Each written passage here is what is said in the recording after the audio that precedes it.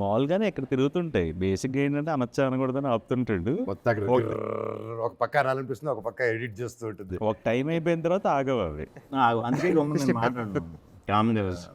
అంటే అదే గమ్మున తప్పుగా ఏమన్నా అర్థం చేసేసుకుంటారు కదా అని. ఇప్పుడు కలిసాం టడబా మాటల్లో వచ్చేయచ్చు.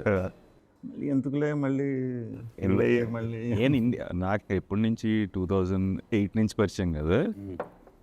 మామూలుగా అసలు ఏంటంటే కనీసం ఏంటంటే ప్రశాంత్ వచ్చినా మాట్లాడుకోం, మేము ఇద్దరం కామ్గా ఉంటాం. అలాగా తన వైఫ్ వచ్చిన తను వెళ్ళిపోగానే మళ్ళీ మాట్లాడుకుంటుంటాం.